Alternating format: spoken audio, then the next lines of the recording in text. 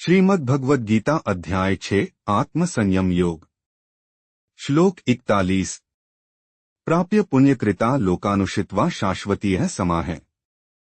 शुचिना श्रीमता गेहे योगभ्रष्टोभिजायते। जो योग में असफल हो जाता है वह पुण्यात्माओं के स्वर्गीय लोकों को प्राप्त करके वहां बहुत समय तक निवास करता है और फिर पवित्र, समृद्ध और सदाचारी घर में जन्म लेता है। जीवन में उपयोगिता। यह श्लोक हमें यह सिखाता है कि आध्यात्मिक प्रयास कभी व्यर्थ नहीं जाते। यदि कोई योगी इस जीवन में मोक्ष प्राप्त नहीं कर पाता तो भी उसके प्रयास उसे अगले जन्म में बेहतर अवसरों के साथ जन्म लेने का अधिकार देते हैं।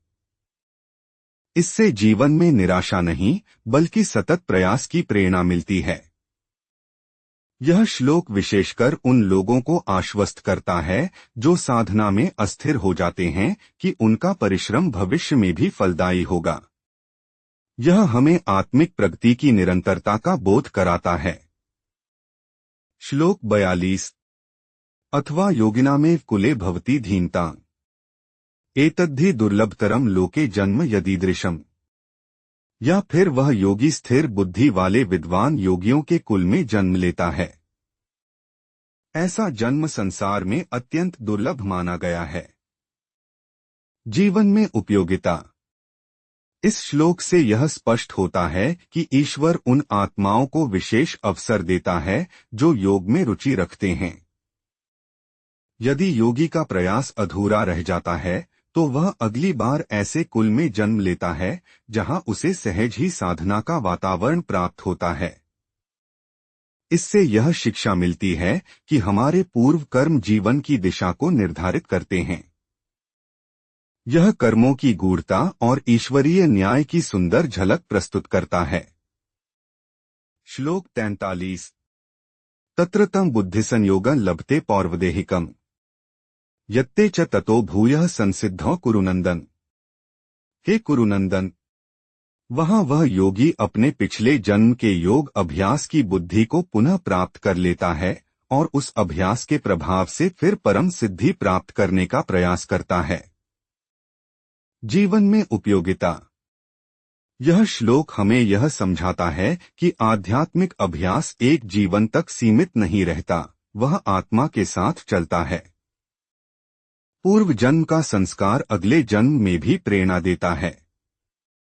इसलिए आध्यात्मिक साधना करने वाले को कभी हार नहीं माननी चाहिए। यह श्लोक साधकों में आत्मविश्वास और दृढ़ता भरता है कि उनकी हर साधना आत्मा में संचित होती है। श्लोक 44। पूर्वाभ्यासेन तेनैव ह्रियते ह्यवशोऽपि सः जिज्ञासुरपि योगस्य शब्द ब्रह्माति वर्तते। पूर्व जन्म के अभ्यास से वह योगी अनायास ही आध्यात्मिक पथ की ओर आकर्षित होता है और योग के प्रति जिज्ञासा रखने वाला व्यक्ति भी वेद आदि शास्त्रों की सीमाओं को पार कर जाता है। जीवन में उपयोगिता। इस श्लोक से यह स्पष्ट होता है कि यदि व्यक्ति ने कभी योग या भक्ति का अभ्यास किया है तो वह अभ्यास उसे स्वतः ही पुनः उस मार्ग की ओर खींचता है। यह दिखाता है कि आध्यात्मिक आकर्षण संयोग नहीं बल्कि पूर्व कर्मों का परिणाम होता है। श्लोक यह विश्वास देता है कि आत्मा का झुकाव ईश्वर की ओर होना कोई साधारण बात नहीं बल्कि गहन आध्यात्मिक यात्रा का परिणाम है। श्लोक 45।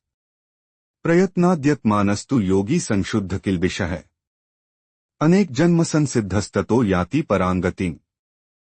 जो योगी प्रयत्न करता रहता है वह अनेक जन्मों के अभ्यास से शुद्ध हो जाता है और अंततः परम गति मोक्ष को प्राप्त करता है।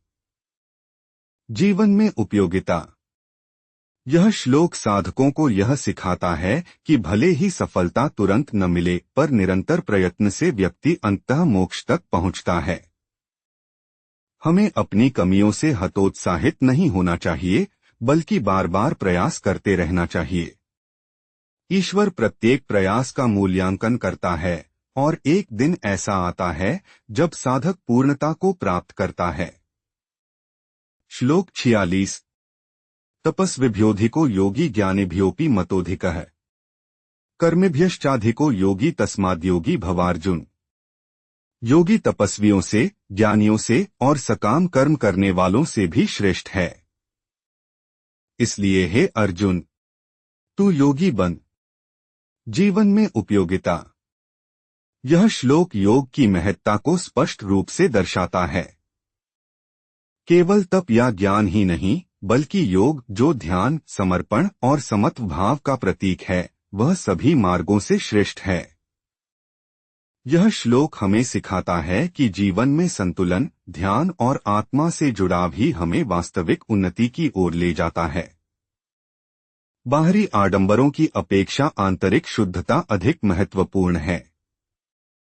श्लोक 47। योगिनांपि सर्वेषां मदगतेनांतरात्मना श्रद्धावान भजते यो मां समे युक्ततमो मतः। योगियों में भी वही श्रेष्ठ है जो पूर्ण श्रद्धा से, अपने अंतःकरण से मुझे भजता है। वह मेरे द्वारा सर्वश्रेष्ठ योगी माना जाता है। जीवन में उपयोगिता। यह श्लोक भक्ति और श्रद्धा को योग की सर्वोच्च अवस्था बताता है। केवल ध्यान या साधना नहीं, बल्कि सच्चे हृदय से ईश्वर को समर्पित भाव ही व्यक्ति को परम योगी बनाता है। यह हमें यह शिक्षा देता है कि साधना तब पूर्ण होती है जब उसमें प्रेम और समर्पण होता है। भक्ति योग ही आत्मा को परमात्मा से जोड़ता है। ओम नमो भगवते वासुदेवाय।